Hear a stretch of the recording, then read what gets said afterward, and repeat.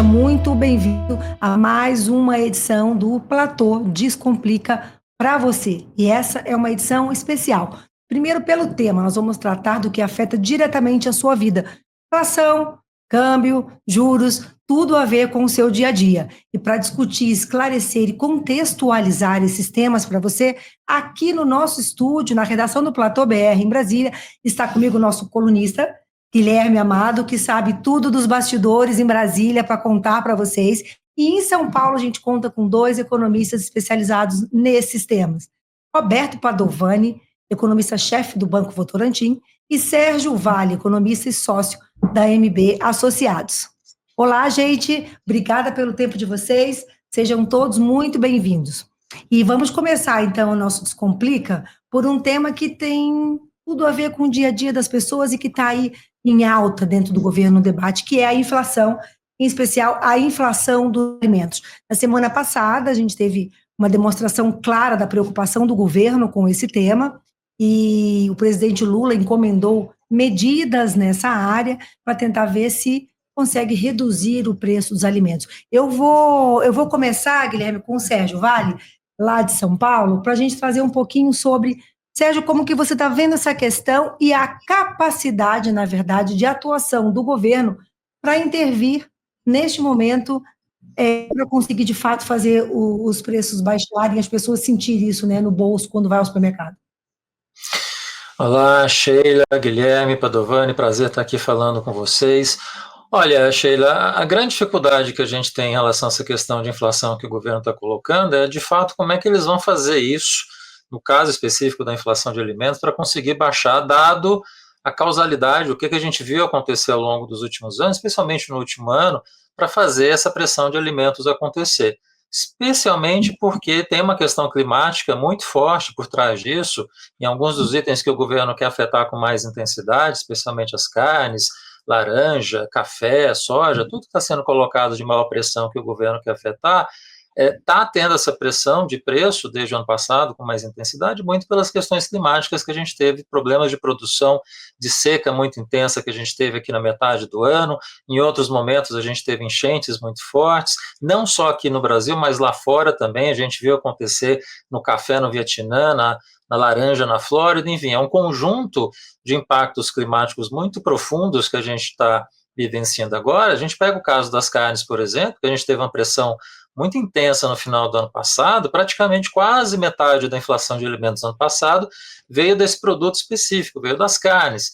Então, assim, quando a gente olha para 25, se fosse o governo, eu olharia com mais atenção outros fatores, outras condições que ele pode ter para tentar afetar a inflação, do que tentar mexer na parte de alimentos. A gente tem uma inflação de serviços hoje que está muito pressionada, que ocorre justamente porque a demanda está muito forte, especialmente desde o ano passado. A taxa de câmbio também depreciou com força por questões internacionais, por conta da questão fiscal. Quando a gente junta tudo isso, seria muito mais interessante o governo fazer uma política econômica, especialmente a fiscal, mais equilibrada, que conseguiria trazer a taxa de câmbio para baixo, conseguiria trazer a demanda para baixo e afetaria positivamente a inflação olhando 25, 26. Às vezes dá a impressão que o governo está usando isso como artifício para fugir da dura realidade, que é a questão fiscal que a gente precisa lidar ainda. Então, mas aí você tem um problema, que tem a eleição. O governo tem pouco tempo para conseguir controlar e reverter isso aí, não? Porque a gente pegou, se a gente pegar aqui a pesquisa, e aí, Guilherme, eu queria ouvir também um pouquinho você, se a gente olha o preço dos alimentos, na pesquisa Quest, pesquisa de opinião sobre o governo, sobre o desempenho do presidente, na sua gestão, você vai ver alimentos, preço dos combustíveis, conta de água e luz, tudo embicando, ou seja, na percepção das pessoas, na percepção das pessoas, tudo subindo, tudo em alta, e afetando negativamente a imagem do governo. Quer dizer, e o tempo é curto, porque a eleição de 2026 está aí, batendo na porta, não? Há tempo para reverter isso? Mas o problema é justamente, dado que não foi feito nos últimos 2 anos, né, a gente teve um uso muito extensivo da política fiscal ao longo desse período. O gasto público era 17% do PIB, subiu para 19% do PIB. Essa pressão fiscal teve um impacto forte de demanda em 2024. A gente junta justamente a esse descaminho fiscal que a gente está vivenciando nos últimos 2 anos e que culminou com o pacote apresentado em novembro, a taxa de câmbio saiu dos 5 que estava para os 6,20, agora caiu um pouco, mas subiu com bastante intensidade ao longo do ano passado. Então, quando a gente olha demanda, quando a gente olha câmbio, você tem aí 2 elementos importantes para ajudar a explicar essa inflação nesse momento. A inflação de alimentos sempre tem essa volatilidade e nesse momento tem uma questão climática muito mais profunda que traz mais dificuldade ainda para lidar com ela. Então, o governo tentar lidar com o que é mais difícil de afetar, que é a inflação de alimentos, que envolve questões que não estão na alçada do governo, em vez de tentar fazer aquilo que ele teria condição de afetar positivamente via política fiscal, diminuindo demanda e diminuindo eventualmente a taxa de câmbio, você conseguiria ter uma inflação que caminharia, não para a meta, obviamente, mas se aproximaria de um número mais razoável. Esse é o problema. E aí concordo com você, Sheila, a gente está entrando no 3º ano de mandato, bate, de certa forma, talvez um desespero do governo para tentar chegar na eleição com números mais razoáveis. Mas a construção do que foi feito nos últimos 2 anos, infelizmente, dá uma sensação de que o que vai ser entregue em 2026 não é um cenário muito positivo para o governo. É um crescimento fraco, eventualmente, a depender do que a gente tiver de juros, pode ser uma recessão, a inflação vai estar elevada, a gente vai ter um cenário internacional também bastante conturbado com esses 2 primeiros anos do Trump, não é um cenário muito positivo. O governo está com um retrato bom agora, mas tende a chegar com um filme lá na frente, daqui a 2 anos, bastante difícil. Esse é o cenário que está vindo aí pela frente. Guilherme, o que você tem ouvido aí para os bastidores? Assim, esse é um desafio, o governo tem muito bate-cabeça, o governo não está conseguindo se acertar, achar um tom para tocar esse tema? Com certeza, e esses números da Quest que você citou só complicam esse entendimento das diferentes alas do governo sobre qual é o caminho certo, porque a Quest mostra que caíram os indicadores de aprovação em 2 segmentos que há muito tempo estiveram bem com Lula, que são os mais pobres, né, a parte mais baixa da faixa de renda. É verdade. E o Nordeste. E aí, qual é a pressão política que aumenta sobre o Fernando Haddad e a equipe econômica? É como fazer corte de gastos, como convencer o Palácio do Planalto de fazer corte de gastos, se essa parte do eleitorado quem defende que não haja o corte de gastos diz, olha, quem mais vai sentir o corte de gastos. Então a gente vai cortar gastos de quem está deixando a gente, nos elegeu, nos trouxe até aqui em busca de uma promessa de eleitorado que talvez a gente não vá ter. Né? Pessoas que talvez não venham, não votem com a gente, mesmo a gente fazendo o dever de casa do ajuste fiscal. Então, e aí eu vou puxar o Padovani aqui um pouquinho para nossa conversa. Já, Padovani, perdemos o time para usar o fiscal como instrumento, ou seja, normalmente num governo você faz nos 2 primeiros anos as maldades, né, como a gente costuma dizer, para poder colher as bondades nos 2 últimos anos. Nós já estamos nos 2 últimos anos, como o Sérgio bem destacou ali, e a gente perdeu o timing desse ajuste fiscal a ponto de ser um instrumento efetivo de surtir efeito no controle da economia e de preços e se reverter em ganho, presidente? Bom, antes de mais nada, boa tarde, Sheila, Guilherme e Sérgio. Eu acho que o governo não perdeu o timing ainda, mas vai perder. Né? Então, acho que ainda daria tempo para ações para que você reduzisse a pressão cambial, favorecesse a inflação, permitisse juros mais baixos e crescimento econômico maior em 2026. Há tempo para isso. Só que a leitura que a gente tem feito é que o ambiente já é um ambiente eleitoral, já está todo mundo de olho no ciclo presidencial 2026, e nesses ambientes eleitorais, dificilmente governos fazem ajustes. Então, acho que houve uma antecipação do ciclo político, isso vai inibir ajustes fiscais, e isso vai ser reforçado da mesma forma, Sheila, com uma crença de parte do governo, uma falta de crença, eu diria, na economia. Né? Se o governo realmente acreditasse na economia, ele ia entregar agora um ajuste fiscal mais forte para tentar controlar o câmbio. O câmbio é o que ele consegue controlar, como o Sérgio falou. Ele não vai conseguir controlar a questão climática, volatilidade global, alta de preços de matérias-primas no mundo. O que ele vai fazer é agir para controlar o dólar, portanto, reduzir inflação corrente, expectativas de inflação, e abrir espaço para o Banco Central cortar juros esse ano. Isso permitiria que, em outubro de 2026, a economia tivesse melhor. Agora, toda essa lógica que eu comentei, ela não faz parte da crença de parte relevante do governo. Então, isso não vai acontecer.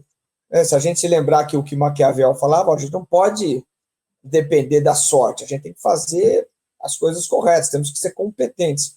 E parece que o governo, por questão do calendário eleitoral, ele não vai fazer o que for necessário. Então, eu acho que daria tempo para ser feita alguma coisa, mas essa não será a opção do governo, na nossa opinião.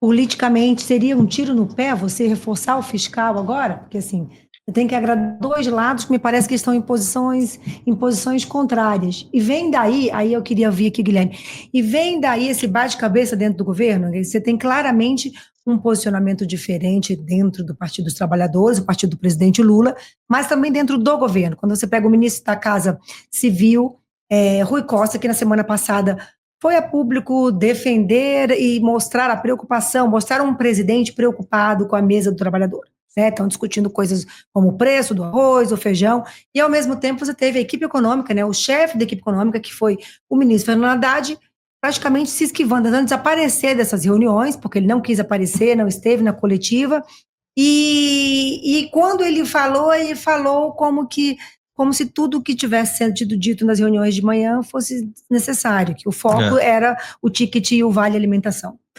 Esse é mais um exemplo de uma discordância deles, que você captou aí como que publicamente foi exposta.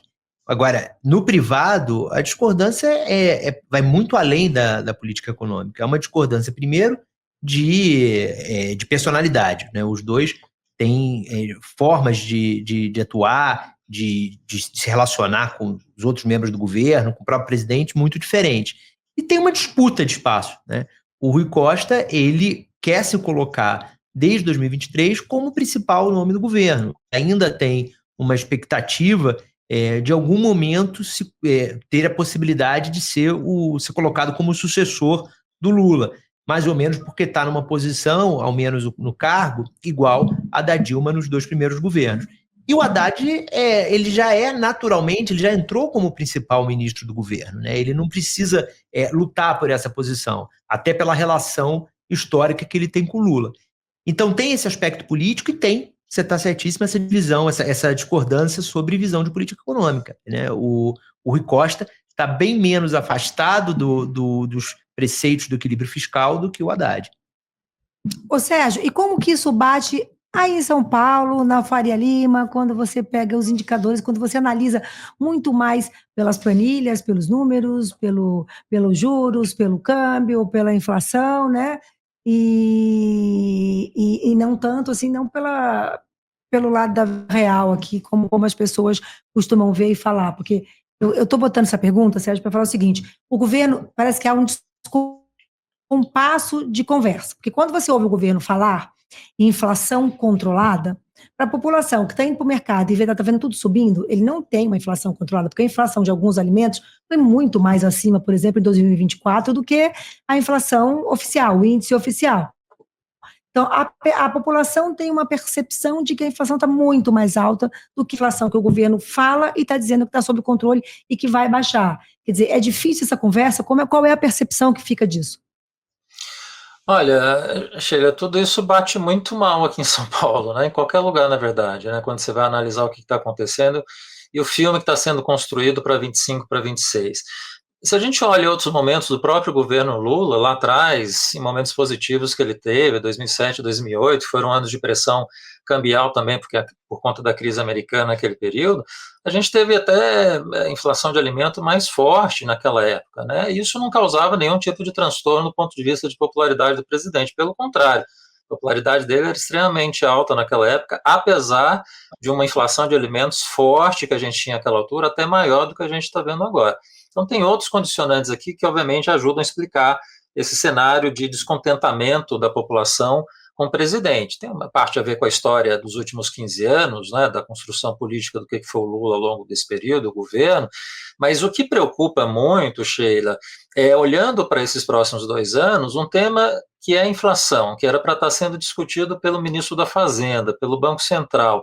A gente vê o Rui Costa, que é o ministro da Casa Civil, tomar a frente para discutir medidas nesse sentido, coloca muito bem o que o Guilherme colocou. Você tem uma guerra aberta de posições políticas dentro do governo nesse momento, e fica a ideia de que essa guerra política nesses dois lados, né, de um lado Haddad, de outro o Rui Costa, eventualmente, coloca um cenário de que, olha, essa indefinição política dentro do próprio governo e o cenário de dificuldade econômica que a gente tem, que demanda um esforço político enorme, a gente não vai conseguir atravessar isso muito bem. Então, essa incerteza vai continuar gerando mal-estar aqui em São Paulo, certamente ao longo dos próximos 2 anos. Essa ideia de um governo que está muito eleitoreiro, né, o Sidônio, desde o ano passado, está começando a ter um papel muito importante. A gente vê, de certa forma, os erros que o governo fez justamente nesse marketing que está vindo desde o ano passado, colocou a isenção de imposto no anúncio do pacote fiscal, toda a bagunça do PIX, agora essa questão da inflação de alimentos, é um governo que está relativamente perdido nos últimos 3 anos.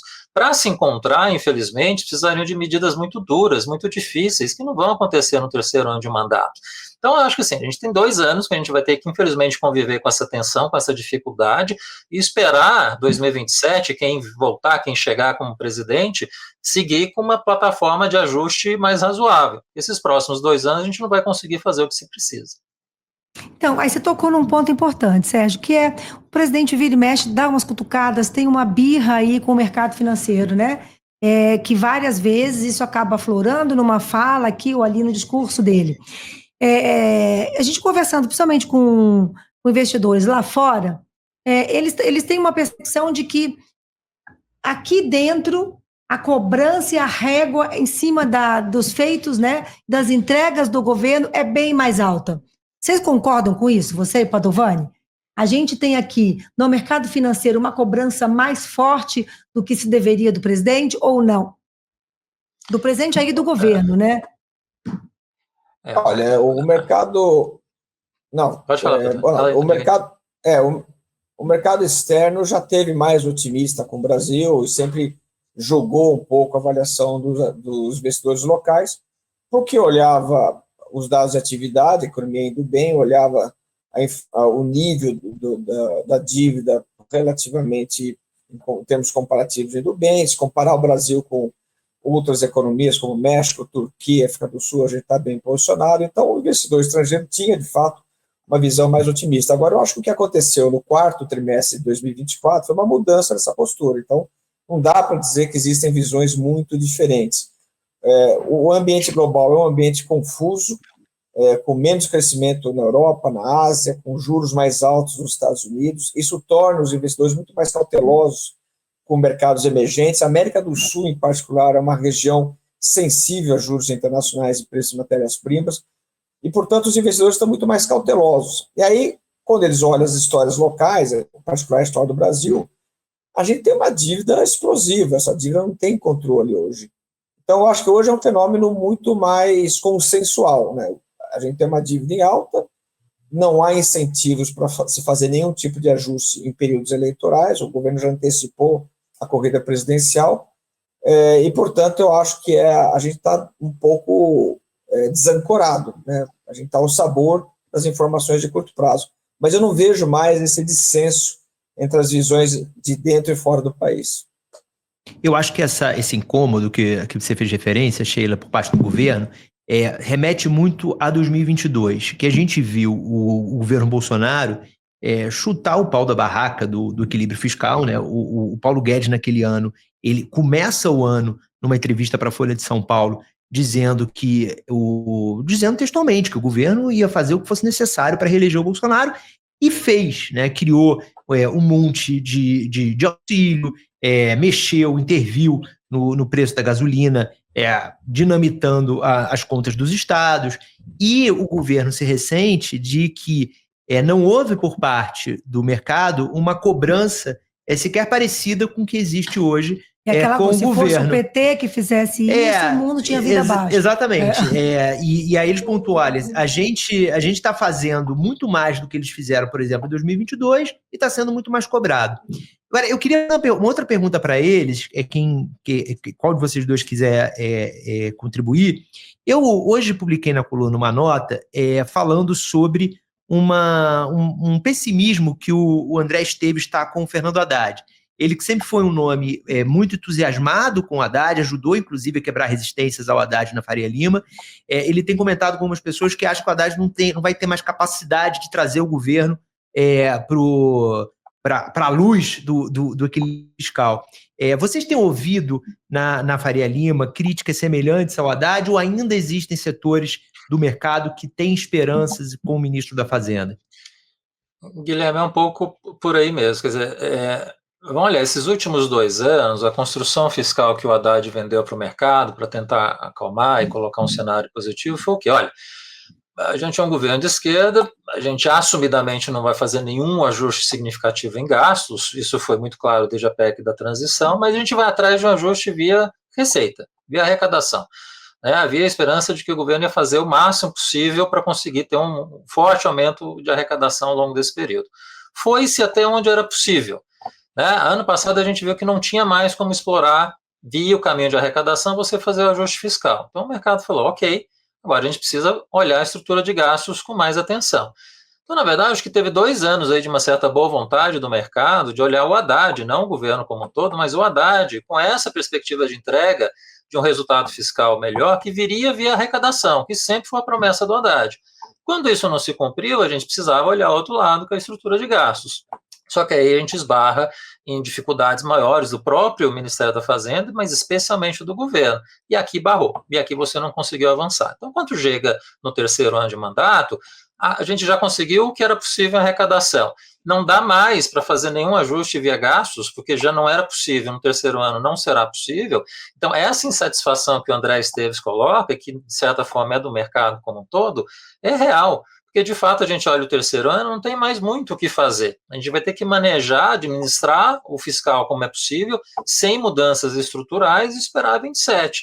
Então, por isso, um pouco dessa apreensão que se coloca agora, de muita gente que lá atrás confiava mais e estava mais de braços dados, de certa forma, com o ministro da Fazenda, acreditando que medidas importantes poderiam acontecer, a gente chega agora e vê que isso está cada vez mais difícil. Essa sinalização dos últimos 3 meses, pacote fiscal mal anunciado, com uma isenção tributária, o Rui Costa falando demais agora de economia, dá um sinal ainda mais complicado, de que talvez o Haddad, de fato, está cada vez mais enfraquecido, obviamente não vai sair, vai continuar ministro, é o futuro do PT de qualquer maneira, mas tem os últimos 2 anos que você não vai conseguir fazer muita coisa, não tem força política interna dentro do governo e também o Congresso não vai estar muito disposto a fazer mudanças muito radicais a essa altura. Vão ser 2 anos de compasso de espera que a gente vai ter que viver.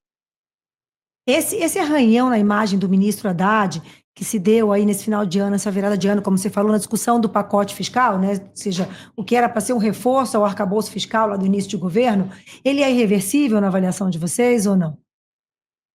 Olha, a impressão que ficou, eu acho que o episódio de novembro, ele não trouxe nenhuma, assim, grandes novidades, mas ele foi simbólico, né? Porque ficou claro ali que o ministro da Fazenda, ele é um ministro de governo, ele é um operador político, ele é um homem de partido. Porque o anúncio que foi feito, a construção da comunicação, foi claramente uma comunicação pensada numa estratégia política. Então, eu acho que o que ficou, o aprendizado de novembro é que as decisões do ministro da Fazenda, elas podem, sempre existiu esse conflito entre a área técnica e a área política, isso não é novidade. Mas o que ficou claro é que a estratégia desenhada pela Fazenda é uma estratégia absolutamente alinhada com o ambiente político. A costura que o Haddad tem feito é essa, porque ele é um cara de partido, é um cara comprometido com o partido. E aí, isso é que gerou mal-estar, porque se supostamente a gestão técnica é uma gestão a serviço do cálculo político, então, como a gente tem falado aqui, dificilmente você vai ter ajustes fiscais para ganhar reputação e permitir uma reviravolta dos preços de ativos, principalmente no dólar, que pode gerar uma redução dos mercados futuros de juros e viabilizar mais crescimento em 2026. Então, acho que a novidade de 26 foi de que o Ministério da Fazenda está alinhado com a estratégia política do governo e o ministro é porta-voz disso. E como fica esse cenário quando a gente adiciona o componente câmbio e o componente Donald Trump na presidência dos Estados Unidos? Quer dizer, você adiciona mais tensão no ambiente internacional, fica tudo mais difícil de controlar aqui dentro. Qual que é a avaliação de vocês? E aí, vou aproveitar também, Guilherme, na sequência, para ouvir como que o governo está vendo o poder de destruição de Trump, né? Que pode respingar aqui, seja na economia, ou seja até em outros setores, porque também tem toda aquela discussão de redes sociais, enfim. Mas como que vocês estão vendo na economia? Ficou mais difícil, sim, o câmbio tem uma correlação direta com os preços, a gente tem mais uma reunião do Copom se aproximando, uma alta de juros já contratada, mas a tendência é que você exploda, tem um outro choque de juros esse ano, a gente vai de volta, chegar a um dos maiores patamares de fato esse ano, para tentar garantir 2026. Como vocês estão vendo essa junção de fatores? Dado que isso tudo foi construído por tudo que a gente conversou aqui nesses últimos 2 anos, isso vai continuar presente em 25, 26, difícil imaginar que, dado que a gente não vai ter mudanças estruturais relevantes nos próximos 2 anos, a gente vai ter uma normalização de câmbio e juros muito fácil, muito rápido. Pelo contrário, o cenário de câmbio tende a continuar pressionado, a gente vai ter alguma volatilidade um pouco mais, um pouco menos, mas olhando 25, 26, dado o cenário fiscal que a gente tem, o cenário externo justamente do que deve ser a política econômica do Trump, que começou dando um pouco o sinal mais positivo em relação à questão chinesa, mas gradualmente a gente está vendo ao longo dessa primeira semana como ele está disposto a fazer uma guerra tarifária mais profunda, a piorar, na verdade, a política fiscal americana, que está já bastante ruim, tem toda a questão migratória. Enfim, vão ser 2 anos conturbados que tendem a pressionar moedas emergentes que estão com fragilidades domésticas, como é o caso brasileiro. Então, olhando esses próximos 2 anos, difícil imaginar que a gente vai ter uma normalização de câmbio. É mais fácil a gente ver depreciação adicional do câmbio nesse período, que afetaria a inflação e traria dificuldade para os juros cair olhando 25, especialmente 26. Então, o cenário, quando a gente olha esse conjunto todo, vai trazer muita dificuldade para o Banco Central para lidar com as expectativas de inflação e conseguir trazer, de fato, essa inflação para baixo. A gente está vendo semana a semana, mesmo com toda a sinalização de juros que está vindo pela frente, as expectativas não estão cedendo. Estão já acima de 5% de inflação esse ano, inflação ano que vem está caminhando também para se aproximar de 5%, ficar acima do teto, então precisa ter um choque de juros significativo para tentar reverter isso. Agora, choque de juros, nesse sentido, piora também a perspectiva fiscal, piora o cenário de crescimento em 26, piora a arrecadação, só em 25 a queda de 1 ponto percentual no crescimento que a gente vai ter esse ano, em vez de 2,5 que o governo está esperando, 1,5 ponto mais ou menos, que é o que a gente deve ter em 25, você deve tirar 30 bilhões de arrecadação desse ano só por esse ajuste de crescimento que o governo ainda não está contemplando. A gente junta tudo isso, tem um fiscal muito difícil vindo pela frente, que joga câmbio para cima, joga juros para cima e coloca um cenário que quem entrar em 27 como presidente vai ter muita dificuldade de lidar com isso. Padovani? Olha, Sheila, tem uma coisa curiosa acontecendo, que a inflação norte-americana, antes do Trump, ela, se a gente olhar a história de 2024, ela já estava com dificuldades de convergência para a meta. Ela convergiu no terceiro tri, mas voltou a subir, e a razão disso é porque o mercado de trabalho norte-americano está muito apertado, a inflação de serviços está rodando muito acima da meta, que é 2%. Esse é um fenômeno pré-Trump. Outro fenômeno pré-Trump é a desaceleração da economia chinesa por razões estruturais e estagnação da economia europeia. Então, a gente tem uma combinação que é a pior dos mundos para os países sul-americanos, que é um cenário global de menos crescimento, que afeta o desempenho de preços de matérias-primas, e juros elevados dos Estados Unidos, que afeta fluxos financeiros. Esse era um cenário pré-Trump. O que eu tenho ouvido muitos argumentos é de que não, o Trump vai ser moderado, ele é um sujeito transacional, focado na questão comercial, pragmático. Tudo bem, eu acho que a estratégia, o estilo de negociação, o estilo barulhento, mas o fato é que ele vai entregar mais tarifas, ele vai entregar mais controle de imigração e vai entregar mais expansão fiscal. Então, a gente pode discutir a intensidade desses movimentos, mas o resultado é que o quadro fiscal, que já era complicado nos Estados Unidos antes da eleição do Trump, vai ficar mais complicado e, portanto, o Banco Central norte-americano tem já sinalizado menos espaço para corte de juros e, portanto, nesse ambiente de menos crescimento, com juros mais altos dos Estados Unidos, tradicionalmente, Sheila, os investidores do mundo ficam cautelosos e vão olhar com muito mais cautela o que está acontecendo no Brasil. São nos momentos de instabilidade global que os temas locais ganham relevância. E a gente tem um baita desafio, que a gente está falando aqui na conversa, que é uma trajetória explosiva de dívida. Então, eu acho que o cenário global não vai ajudar em nada a gente. Então, bom, se não vai ajudar, o que a gente deveria fazer, e tem tempo para isso, é que nos próximos 2 anos o governo fosse muito firme na questão fiscal para ganhar reputação, controlar câmbio e permitir um quadro mais tranquilo, um processo eleitoral. Mas não é esse o entendimento da política, não é esse o cálculo político, e a gente percebe que o Ministério da Fazenda está a reboque desse cálculo político nesse momento. Então, eu diria que é um ambiente global muito ruim para a gente. Guilherme, tem essa percepção no governo? Como é que você está vendo isso? No governo, o que tem prevalecido a gente não vai brigar com o Donald Trump, tentar fazer aquela coisa de quando um não quer, 2 não brigam. E a gente viu isso exatamente nesse final de semana, né, em que, olha a diferença de atitude do governo colombiano e do governo brasileiro.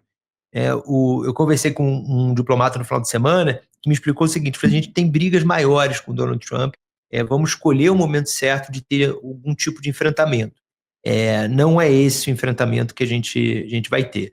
Hoje você já viu a Polícia Federal baixando o tom também em relação à coisa dos algemados. Né? Na sexta-feira era uma grande indignidade do ponto de vista humano. Agora a Polícia Federal já diz, olha, sempre regra, foi feito assim, agora em solo brasileiro a gente não tem por que algemar. Então, e por que isso? Porque a grande batalha que eventualmente vai ser travada com o governo Trump é se o governo Trump tentar de fato interferir nas decisões da Suprema Corte brasileira, né? Seja em relação à regulação das redes sociais, seja em relação aos processos do Bolsonaro. Então, eles não vão queimar cartucho com coisas que eles consideram menores, vão deixar um enfrentamento de grande magnitude para esses momentos, se eles chegarem. Gente, o papo tá bom, tem tudo a ver com você, mas nós estamos agora no nosso limite do tempo. Então, eu vou agradecer muito a presença dos economistas Sérgio Vale e Roberto Padovani, que cederam aí, nos doaram esse tempo para debater aqui e esclarecer para o leitor do Platô BR, descomplicar a economia na cabeça dele e na vida dele para entender um pouco mais. Obrigada, Guilherme, pela sua presença aqui no estúdio. E você que nos acompanha, fique ligado, porque a gente está sempre por aqui descomplicando a economia e a política e trazendo os bastidores de Brasília para você. Muito obrigado. Fique ligado que a gente volta depois com mais notícias.